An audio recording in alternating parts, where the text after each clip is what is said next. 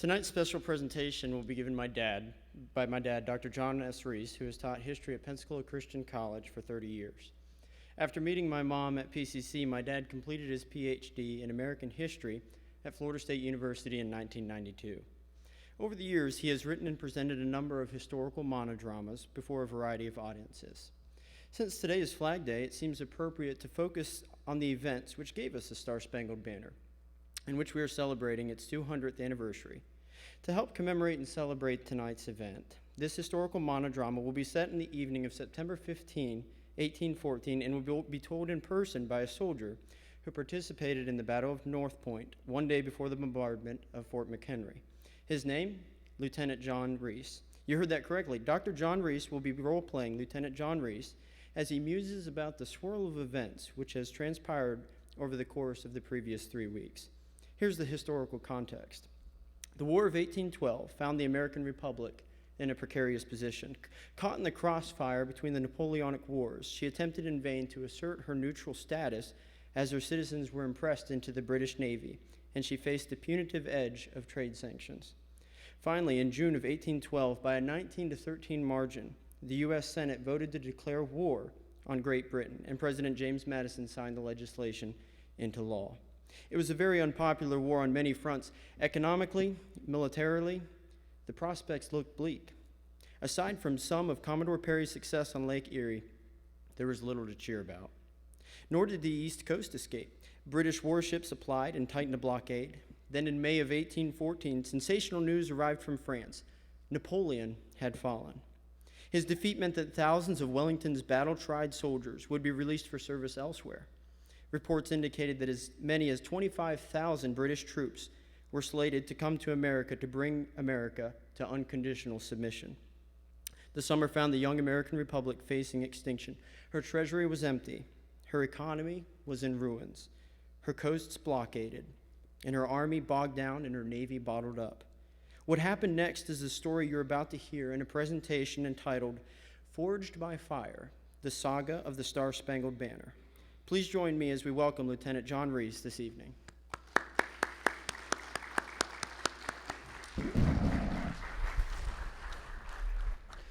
Well, thank you very much, and I want to thank each of you for this special opportunity to share, but I feel like I need to issue some sort of a caveat before we get too far. My head is still ringing from all of the action of the last 3 days. I was in battle just 3 days ago, and trying to sort all of this out, my lips still get dry when I think about what was happening, so if you'll not mind, I have a little water handy.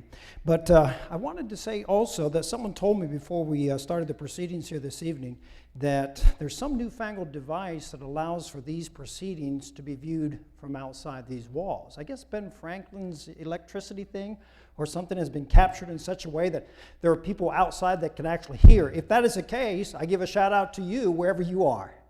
Oh, but I digress. The storyline that we're going to be telling tonight actually began quite a long time ago, and I was asked to try to put some of this into a form that could be preserved. And so I thought the best way I could do that is to put a journal together. I figured that if we have some sort of a journal, we can have a better idea of what's going on here. And if, in fact, that is the case, we're going to see if we can get a little projection so that you can see what's happening here as well. And while that's happening, let me just remind you of a little bit of myself, since most of you don't know me, and as it turns out, I don't know most of you. I came from Maryland, and my name is John Reese. I was just recently promoted to lieutenant status here. To be candid with you, when the battle took place, I was an ensign. But because of some actions there, I was given my sword. So I thought I would wear my sword tonight, if you don't mind, but I don't mean any harm to anybody. In serving in the Fifth Militia there of Maryland, I saw up close what was happening here at this time. And I don't think in the swirl of activity of what has occurred in the last 3 weeks, most of us understand the import. I have a sense of what has just occurred here is going to give our negotiators a better edge as they talk over there in Great Britain. But I digress once again. I'm supposed to try to put this into some form that we can remember. And I was trying to think how I could define this. What kind of phraseology could we use that would best describe what we have going on here? So we've got a journal. Got that written out. What could we entitle this? A song forged by fire. Boy, that has a certain ring to it. Does that sound like that would work for you? A song forged by fire? I like it.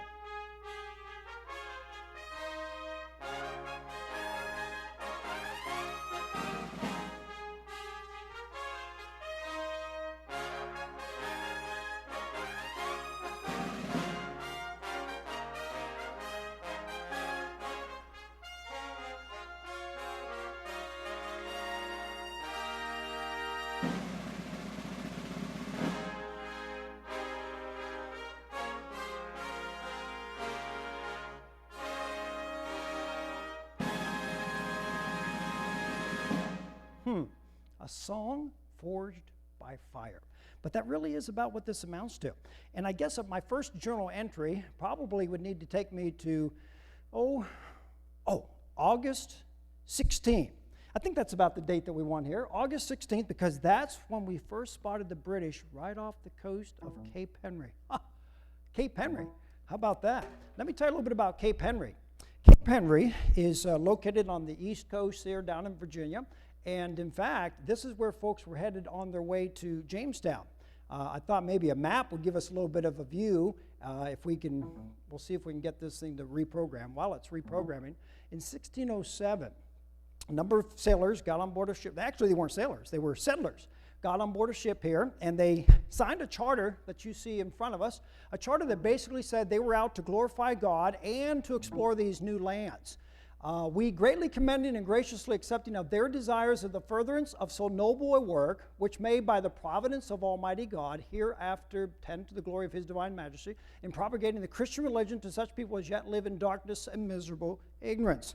There are some who would argue that the Jamestown folk did not come for religious purposes, and I would have to concede.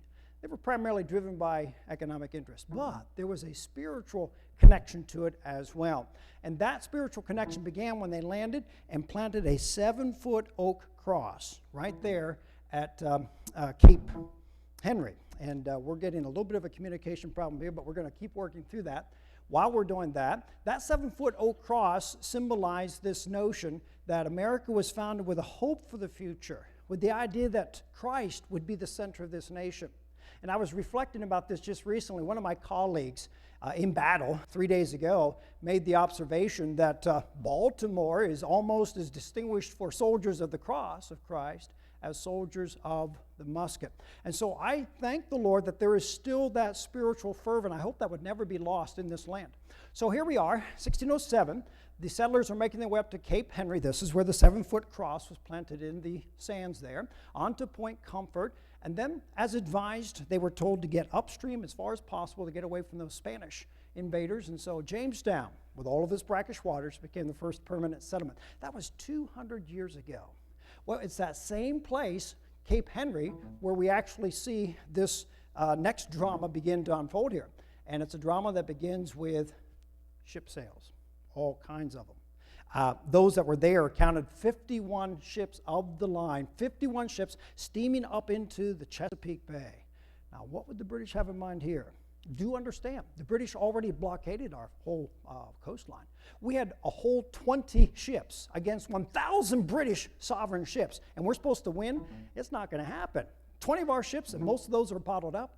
But see, Baltimore was a center of privateers.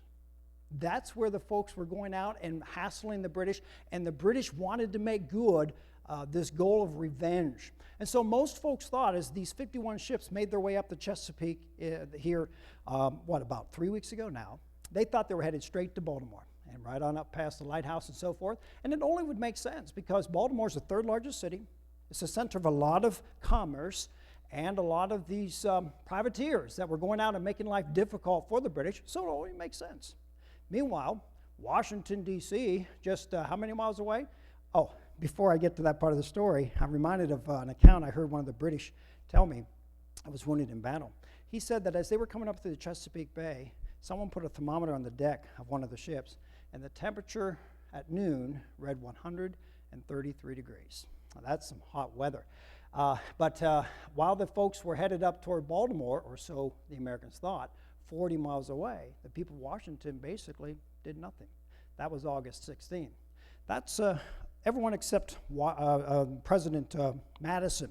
He had a sense there was more to this than most. In fact, this is the man that really was responsible for getting Congress to act and to declare war.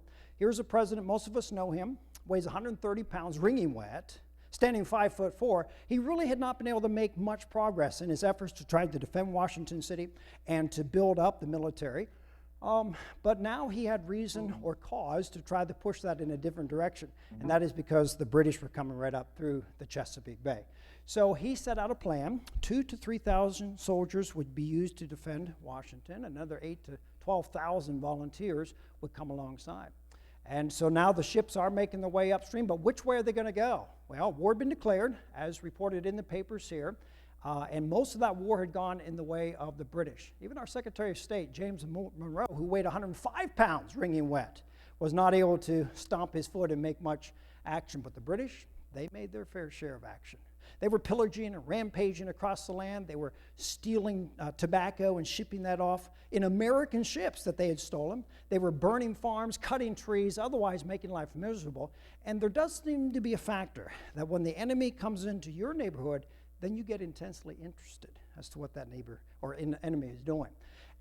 One of the key players in this whole drama was the British Admiral, Rear Admiral actually, George Cockburn, sometimes known as Attila the Hun.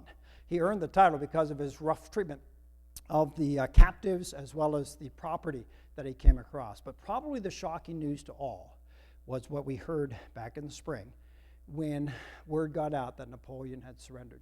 See, what that meant is all of these British troops would be freed then to come to America, battle-tried troops. And the general word out is that they would send as many as 25,000 with one express purpose, and that was to bring America back into unconditional submission.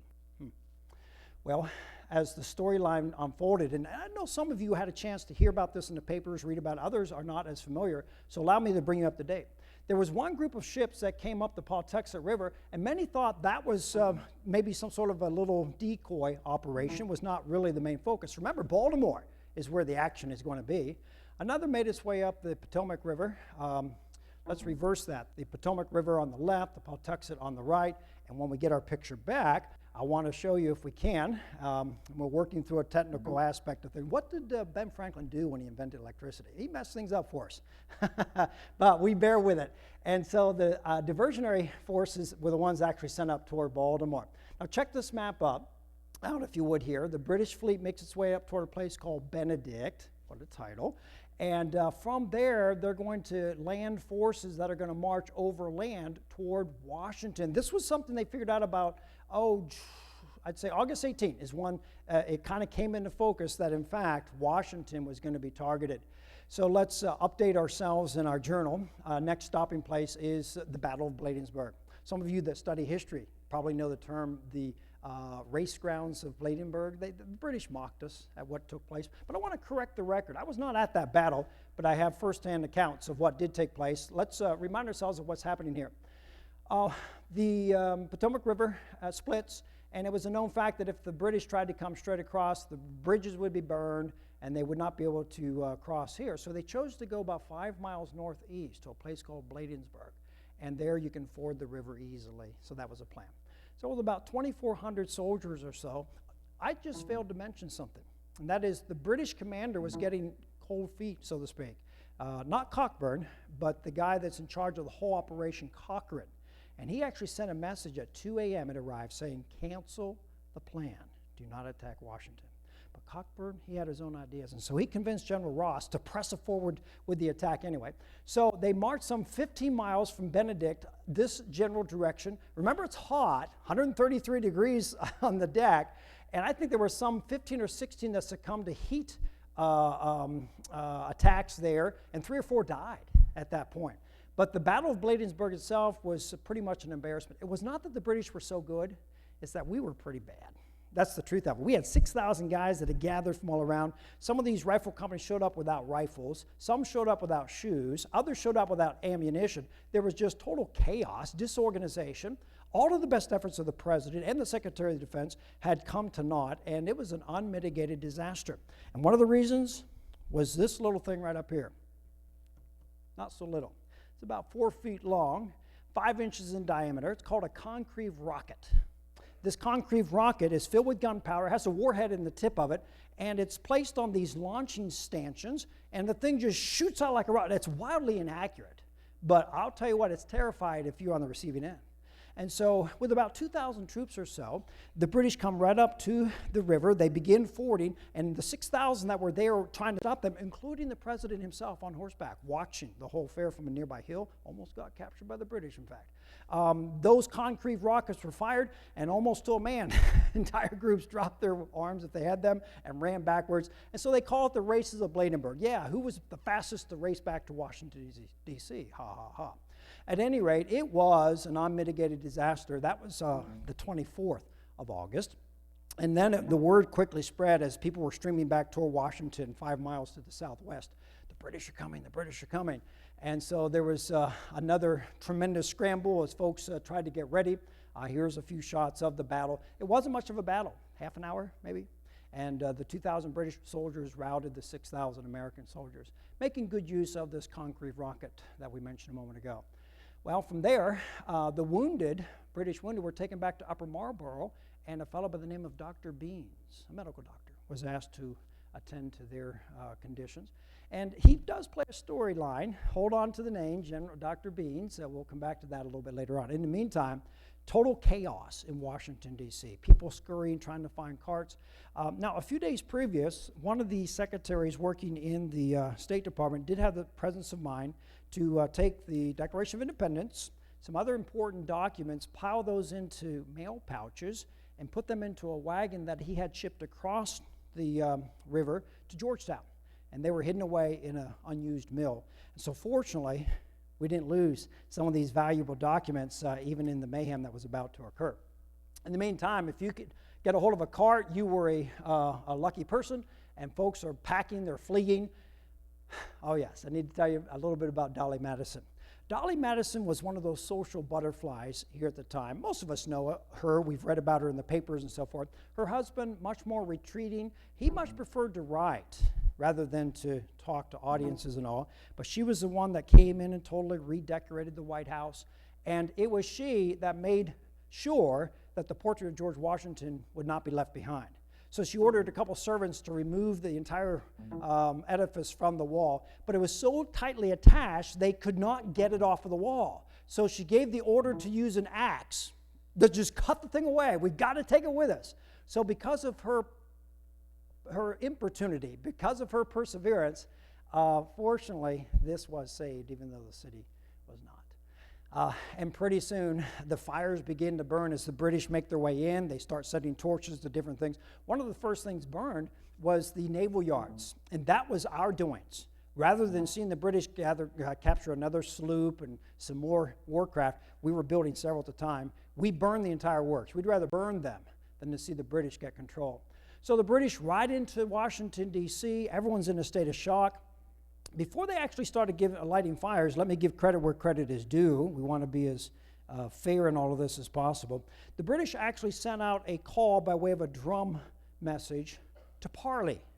That means to come together and talk. And so the original plan was not necessarily to burn Washington, D.C. to the ground. It was to offer some sort of a deal whereby if the Washingtonians would pay a huge sum, the city would be saved. But either that drum roll was not understood or there was no interest in responding to it.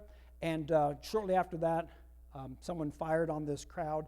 General Ross's horse was shot out from under him. So they took one of these concrete rockets, they fired it into the house, it had fired the shots, and then they turned on the city. The Capitol itself came under attack. They actually went into the Capitol building and held a mock session. And in that session, they voted unanimously, the British did, to burn the Capitol. They found it a little bit hard to burn, though, because of the concrete construction, the stone masonry construction. So they literally had to go room to room, gather whatever furnishings they could find, dump gunpowder on them, and then set them on fire. And so the Capitol went up in flames, and that was a symbol that Her Majesty's Army now was in control. They made their way on down the streets. They did try to respect private property where they could, but the fires that were glowing here were so bright that the people in Baltimore 40 miles away could see the glow in the night. Well, from there, it was a matter of, in fact, they stopped at the White House itself. Most of you know the story, don't you? Supper had been set. Madison comes riding back into town ahead of the British themselves, but had no time to eat supper. So he scampered on out of town, and the British were the ones that ate supper in the White House. So the British enjoyed a nice fine meal at the expense of the American people. About 24 hours later, the British retreated. There really wasn't much left. Washington was a swampish place. It was hot. There really wasn't much for them to do there.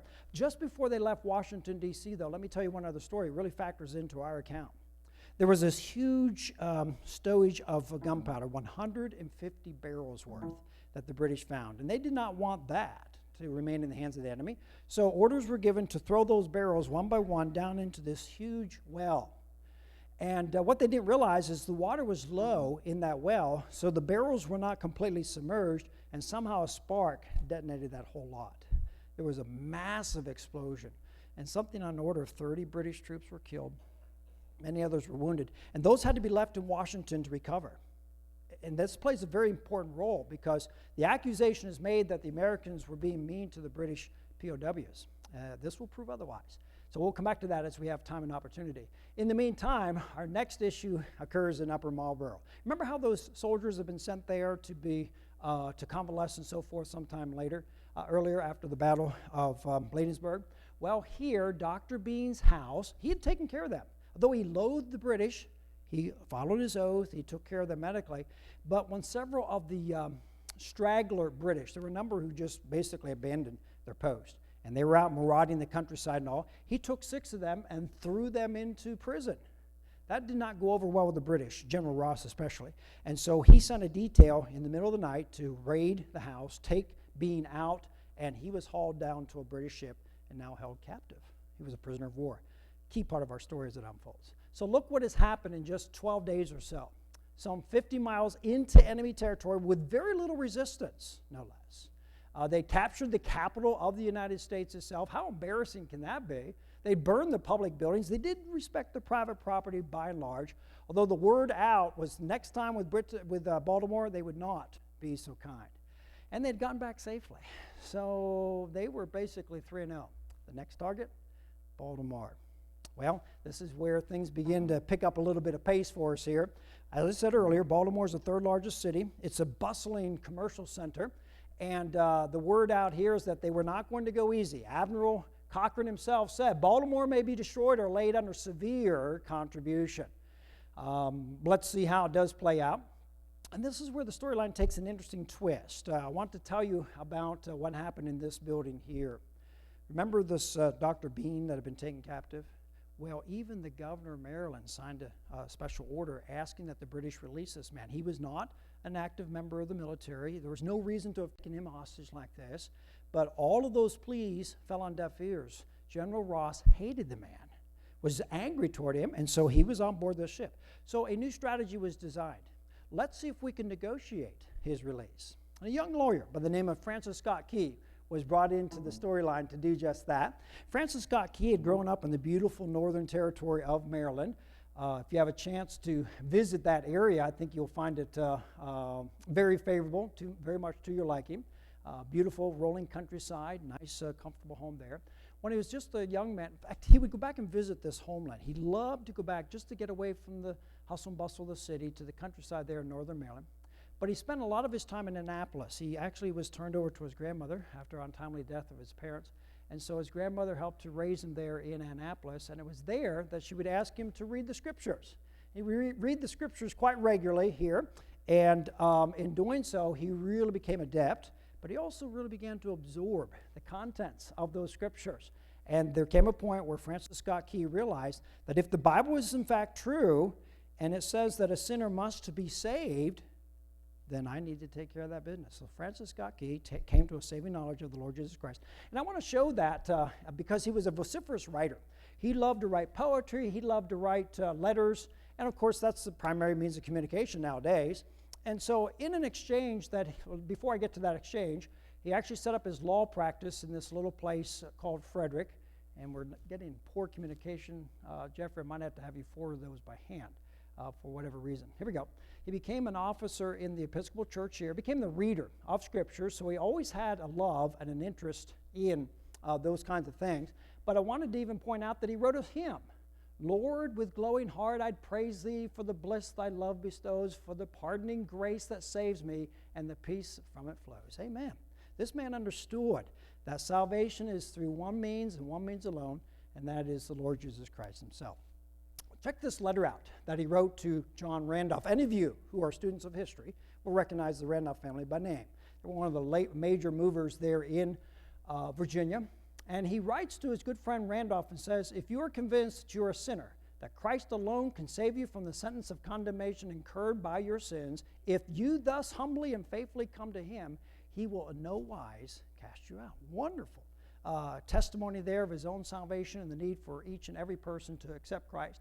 I'm happy to announce that Randolph wrote back to him sometime later. It was about 5 years later, actually, regarding this issue. I am at last reconciled to my God, and have assurance of his pardon through faith in Christ, against which the very gates of hell cannot prevail.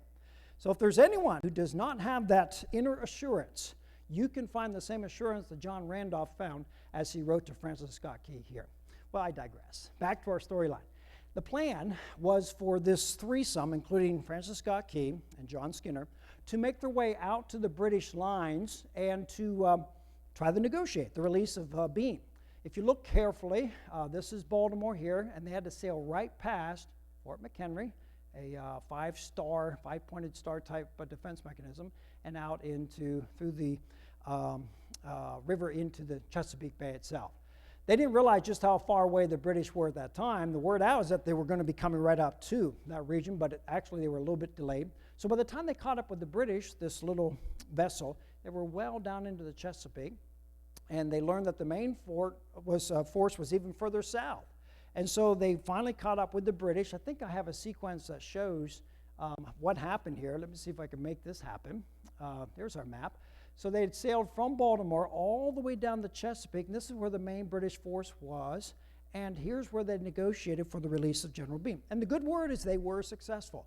Why? Well, in part because of all of these letters that Francis Scott Key and John Skinner brought from those recovering soldiers. You remember those soldiers that were wounded when that explosion took place? Well, a number of these were brought, and it showed how well they were being treated by the Americans. And General Ross, as much as he hated Bean personally, realized that he really had no case, so he released the good medical doctor. But just at that time, the word came out that, in fact, Baltimore was going to be attacked. These folks had seen too much, they'd heard too much, so they could not be released. They would have to stay until the battle was over. So that's the context in which Francis Scott Key and the others found themselves actually watching the battle from on board the British ships. In the meantime, I'm part of the group up here that's helping to build these reinforcements. We knew that when the British came, they'd probably come by land through this region. They'd probably try to come by water up through here, and so we did the best we could to prepare. We built earthworks every day for close to a week. Some 2,000 Baltimore citizens would volunteer to come out and to dig and to build reinforcements as best we could. We brought in about 16 cannon. We did the best we could. Knowing that these British were crack troops, we were at least going to try to do our best to slow them down. Check this out. They actually decided that it would be appropriate to sink ships and barges right here in this pass, because if the British can get up into the inner harbor and attack by water and by land, it's a done deal.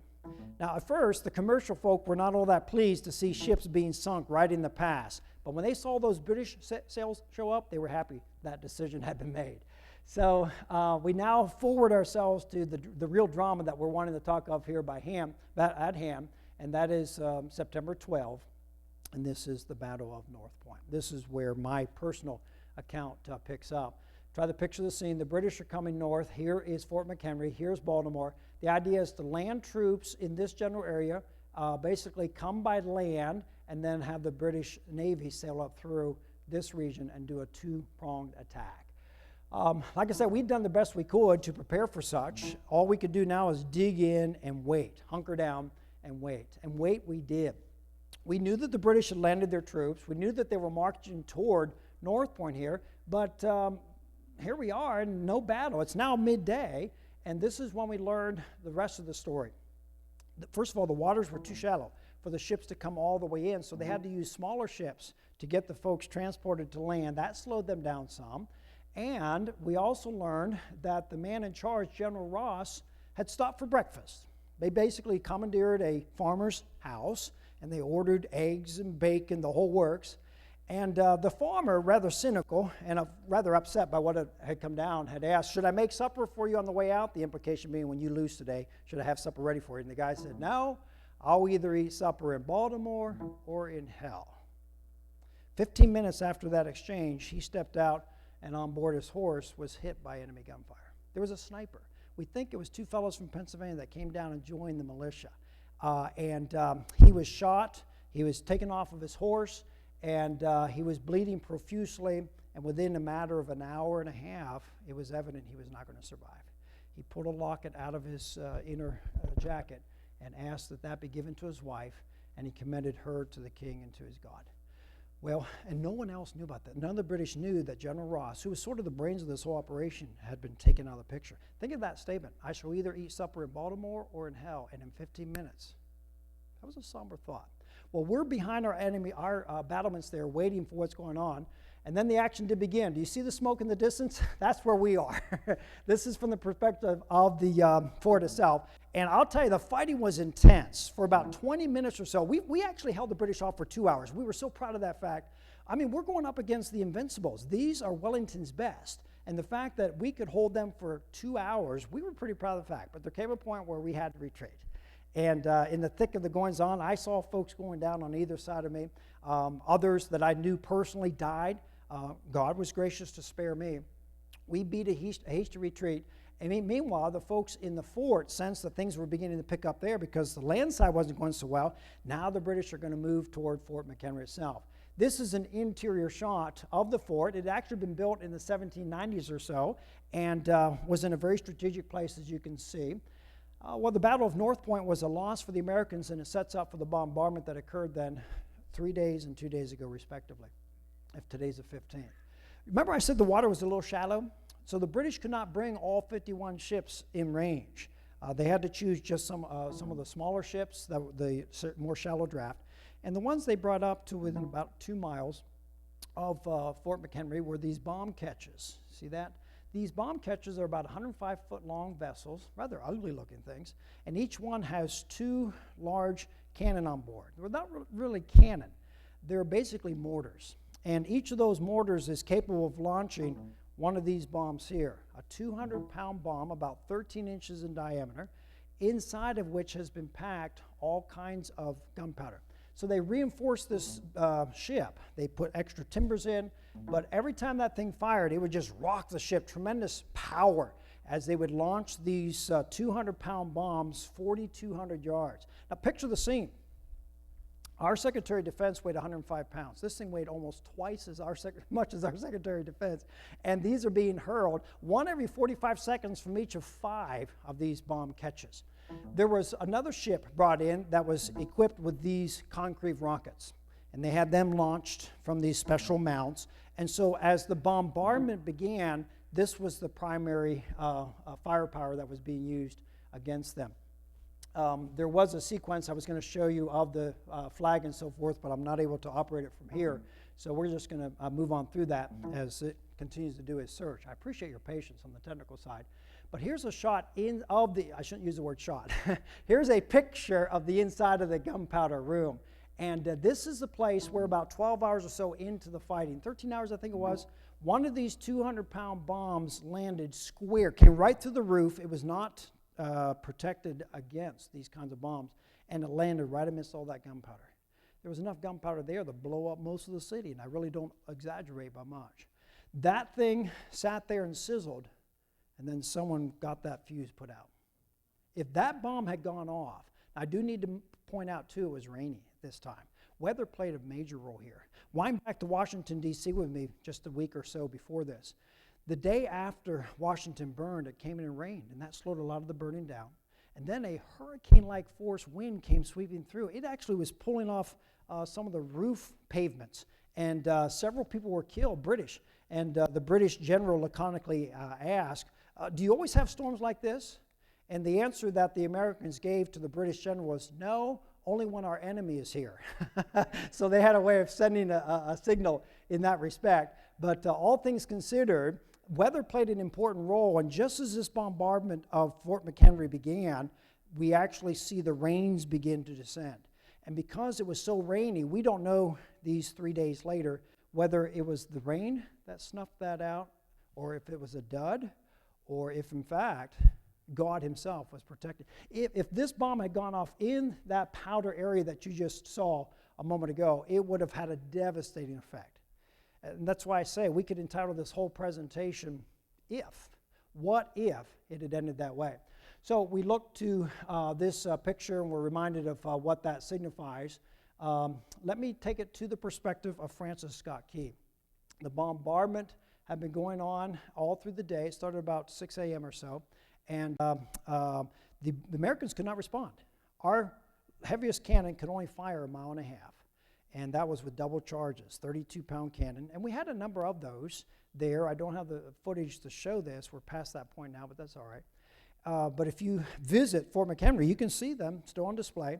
And Armistead was in charge. He was so frustrated that he could not reach the British where they were that he ordered double charges put in the cannon. Those of you that know military warfare realize there's a great risk in that. It could well blow up the cannon.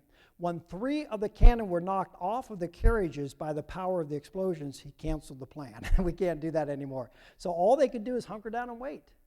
There were about 1,000 altogether, counting those that were outside the fort, those that were inside the fort. When that bomb landed in the magazine room, he gave the order that all that gunpowder be dispersed along the back wall. Let's at least get it spread out so we don't have that kind of a risk again. One of the soldiers that was carrying a gunpowder cask, quite fatigued at this point, put the thing down and sat down on the cask. I can imagine what would happen if a round hit that cask while he was, you talk about being on a hot seat. It didn't happen, thankfully. But this is Francis Scott Key as the lights begin to disappear for the night. I want to set up again where the British are in perspective to the fort itself. They came up about 2 miles. Remember, the water's more shallow here, so the bigger ships could not come. But they came within about 2 miles, and they began lobbing.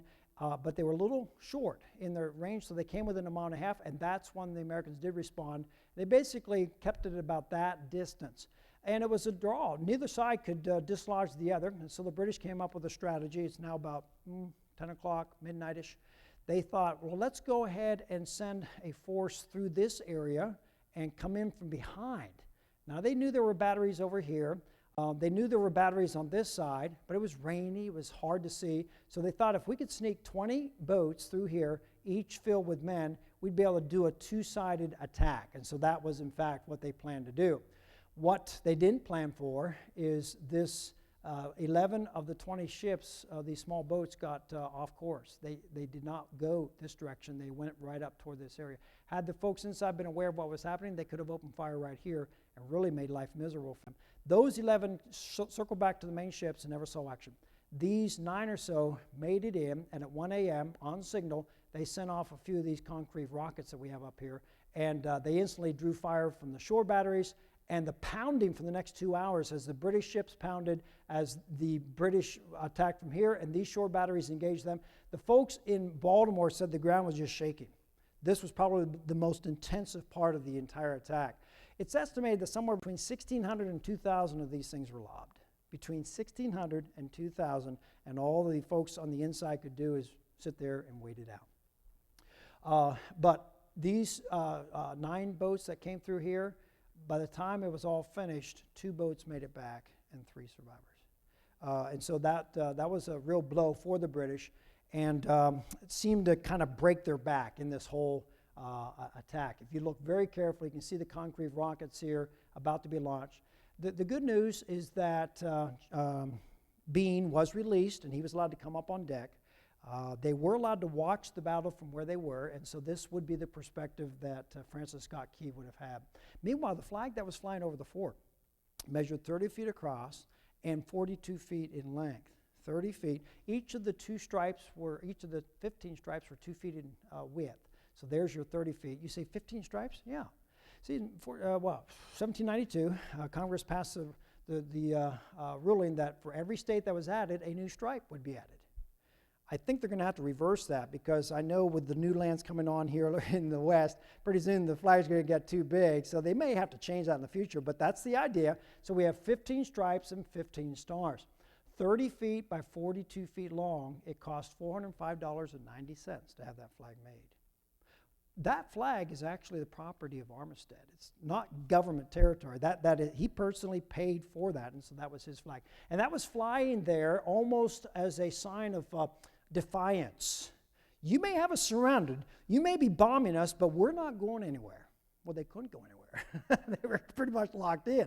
But be that as it may, that is the thing, that when the bombs would go off, and as the concrete rockets would scorch across the sky, Francis Scott Key could still see that flag in the distance, and all night long he watched, and he kept that eyeglass. They were kind enough even to loan him an eyeglass, so he was able to watch. Though he's about 5 miles out, he can see off to the distance. And then as the first light begins to come, he wonders, is the flag still flying or not? Dawn would have occurred between 5:50 and 6 a.m. And as the light came up and he began to see in the distance, he could still see that flag defiantly flying in the distance. That was about 6 a.m. The bombing continued for another 2 hours or so, but it really was slowing down, and it was soon obvious that the major part of the bombardment was over. And in the meantime, Ross's body had been brought back to the ship. The soldiers that were on land were given the order to retreat back to the ships as well, and the British began to move away. One of the heroes of this story certainly is General George Armistead. He was the one that helped take care of the fortress during this time. It was he who had called for that flag to be made. And yes, he'd even sent his wife, who was expecting a little one, off to Gettysburg to be well away from the fray. I heard that they had a special bowl made just the shape of one of these rockets. So it's a large serving vessel for beverages and all, and they presented that to him along with one of these unspent or unexploded bombs, for which he was most appreciative. But Armistead's major appreciation was that his wife delivered a healthy baby girl the day after the bombardment. After 5 days with really virtually no sleep at all, he collapsed in bed. In the meanwhile, we have Francis Scott Key beginning to write some things on paper, on a letter that he had in his pocket. And he was watching the British soldiers coming back down, from the Battle of North Point. He had just witnessed firsthand the bombs going off, the rockets' red glare, and he began to sketch it out. Basically, the words in the original read as you can see here, "Oh, say can you see by the dawn's early light," and you can read on through that at your own leisure if you wish. But I want to draw your attention to the 4th verse, because it is rather telling as well. It reads as follows: "And oh, thus be it ever when free men shall stand between their loved home and war's desolation. Blessed with victory and peace, may the head and rescued land praise the power that hath made and preserved us a nation. Then conquer we must, when our cause it is just, and this be our motto, in God is our trust." Well, that ship made its way back, the British released them, and made its way back past Fort McHenry, back to the inner harbor. And his brother-in-law really liked what he read. He said, we ought to get that printed out. So they went to a printing office. The printer was not even on duty, but his 15-year-old apprentice was. So they set that to type. That was yesterday. And they began circulating this around town. It's all around Baltimore now, this verse. And in fact, the last verse, "And the Star-Spangled Banner in triumph shall wave o'er the land of the free and the home of the brave." I have this sense that this song is just going to take off. It's going to catch on. That's my sense. Here it is, September 15, 1814. I can't know the future. But I think Francis Scott Key was on to something here as he wrote those words here. And I don't know, do we have music here? We'd have the audience stand for the singing of the national anthem. Let's stand and salute the flag, shall we?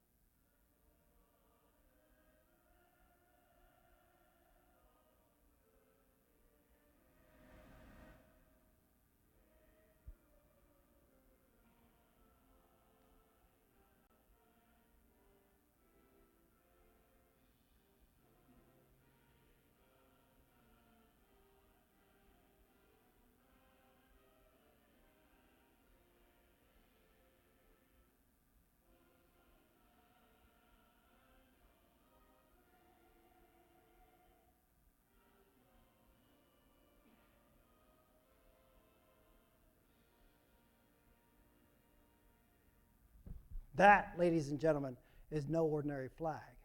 That's Old Glory. Thank you very much.